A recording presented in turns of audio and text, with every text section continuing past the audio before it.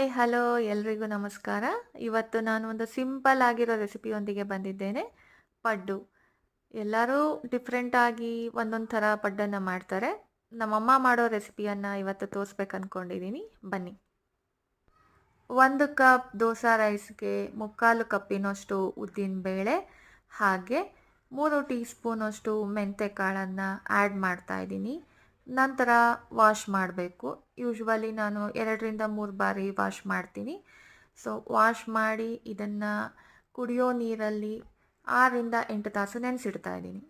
ನಾನಿಲ್ಲಿ 8 ಅವರ್ಸ್ ನೆನೆಯೋಕ್ಕೆ ಬಿಟ್ಟಿದ್ದೆ. ಎಲ್ಲ ತುಂಬ ಚೆನ್ನಾಗಿ ನೆಂದ್ಕೊಂಡಿದೆ. ಇದನ್ನು ನಾನು ಒಂದು ಮಿಕ್ಸರ್ ಜಾರ್ಗೆ ಟ್ರಾನ್ಸ್ಫರ್ ಮಾಡ್ಕೋತಾ ಇದ್ದೀನಿ. ನಾನು 3 ಪೋರ್ಷನ್ಸ್ ಮಾಡಿಕೊಂಡು 3 ಸಾರಿ ರುಬ್ಕೋತಾ ಇದ್ದೀನಿ. ರುಬ್ಬುವಾಗ ಎಷ್ಟು ನುಣ್ಣಗೆ ಬರುತ್ತೆ ಅಷ್ಟೇ ಚೆನ್ನಾಗಿ ಪಡ್ಡು ಕೂಡ ಬರುತ್ತೆ. ರುಬ್ಕೊಂಡಿರೋದನ್ನು ಈಗ ನಾನು ಒಂದು ಪಾತ್ರೆಗೆ ಟ್ರಾನ್ಸ್ಫರ್ ಮಾಡ್ತಾ ಇದ್ದೀನಿ.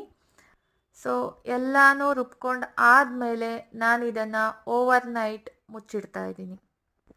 ಬೆಳಿಗ್ಗೆ ತೆಗೆದು ನೋಡಿದಾಗ ತುಂಬ ಚೆನ್ನಾಗಿ ಉಬ್ಕೊಂಡಿದೆ, ನೀವೇ ನೋಡ್ತಾ ಇದ್ದೀರಾ.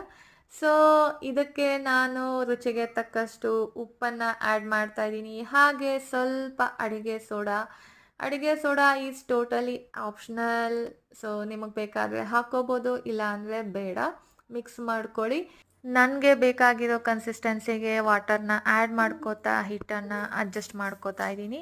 ಹಾಗೆ ಚಿಕ್ಕದಾಗಿ ಕಟ್ ಮಾಡ್ಕೊಂಡಿರೋ ಈರುಳ್ಳಿನ ಹಾಕಿ ಹಿಟ್ಟನ್ನು ರೆಡಿ ಮಾಡಿಕೊಂಡೆ. ಹಂಚು ಕಾದಿದೆ, ಅದಕ್ಕೆ ಎಣ್ಣೆ ಹಾಕ್ಕೊಂಡೆ.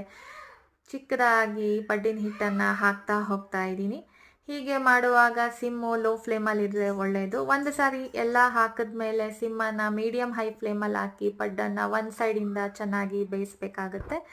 ಒಂದು ಸರಿ ಬೆಂದಿದೆ ಒಂದು ಸೈಡಲ್ಲಿ ಅಂತ ಗೊತ್ತಾದಮೇಲೆ ಅದನ್ನು ತಿರುಗಿ ಹಾಕಿ ಇನ್ನೊಂದು ಸೈಡಲ್ಲೂ ಬೇಯಿಸ್ಬೇಕಾಗುತ್ತೆ. ಎರಡೂ ಸೈಡು ಕಂಪ್ಲೀಟ್ ಬೆಂದಿದೆ ಅಂತ ತಿಳಿದಾಗ ನಾನು ಪಡ್ಡನ್ನು ಪ್ಲೇಟ್ಗೆ ಟ್ರಾನ್ಸ್ಫರ್ ಮಾಡ್ತಾ ಇದ್ದೀನಿ. ಎಲ್ಲ ಪಡ್ಡನ್ನು ಟ್ರಾನ್ಸ್ಫರ್ ಮಾಡಿ ಚಟ್ನಿ ಜೊತೆಗೆ ಸರ್ವ್ ಮಾಡಿದ್ರೆ ರುಚಿಕರವಾದ ಪಡ್ಡು ಸವಿಯಲು ಸಿದ್ಧ.